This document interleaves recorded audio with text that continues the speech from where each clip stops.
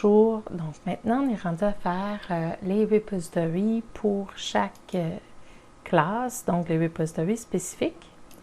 On va aller dans Data Access et on va aller faire nos e-repositories et nos repositories pour chacune des classes. Alors dans Zombie Party, on va commencer par la classe Zombie Type, qui est notre classe principale.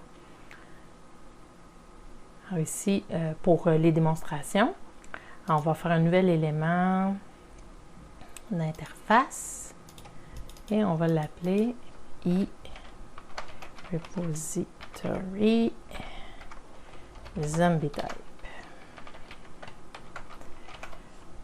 Voilà.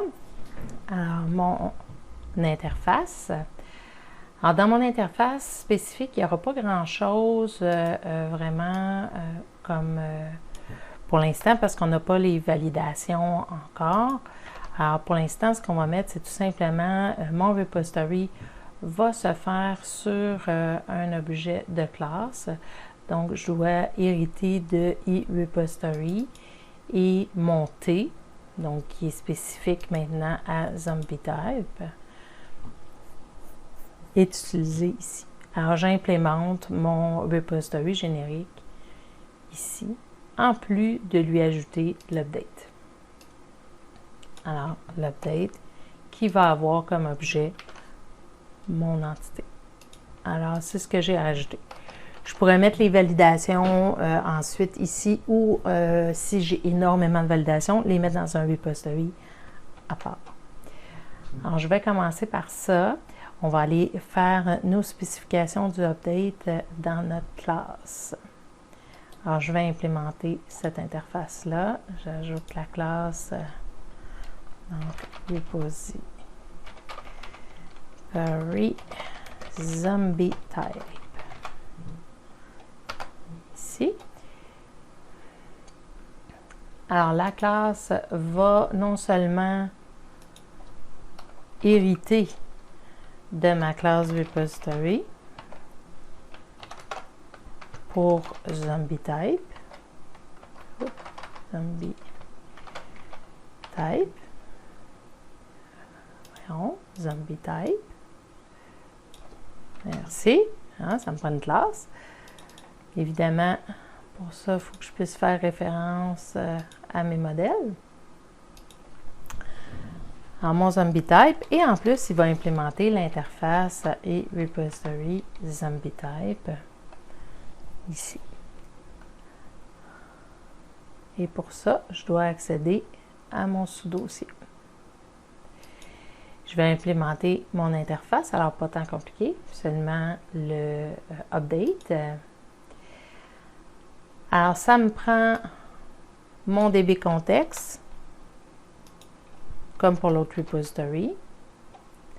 Ici. Alors, je vais accéder à mon sous-dossier data de Data Access. Ça me prend mon constructeur.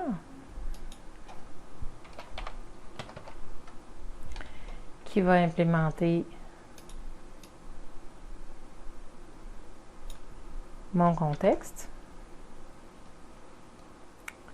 Alors, je passe en paramètre mon Zombie Party DB contexte, qui va être mon DB contexte. Oups, DB, ouais. Ici, les dyslexiques, hein, faites attention, BD, DB, et on renvoie l'information à la base. Donc, on veut exécuter le constructeur de base en plus du constructeur spécifique ici, qui va tout simplement aller chercher mon DB contexte.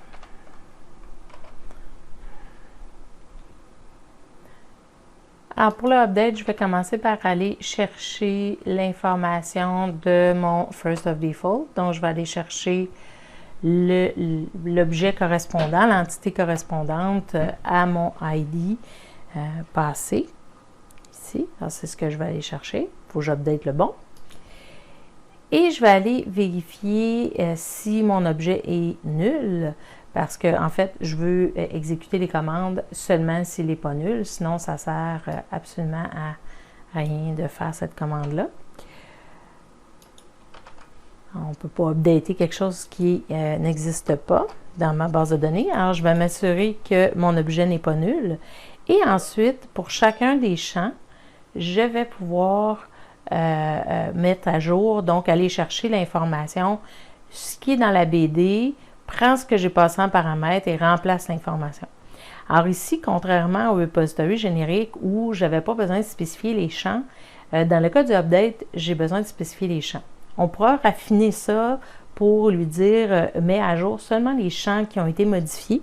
Alors, il y aura une possibilité de faire une procédure un petit peu plus complexe. Vous allez avoir éventuellement dans un des repositories que je vais vous donner, qui va déjà être fait, là, que vous allez juste avoir à ajouter dans votre projet, un exemple avec spécifiquement chaque champ, est-ce qu'il a été modifié ou non, avant de faire une mise à jour.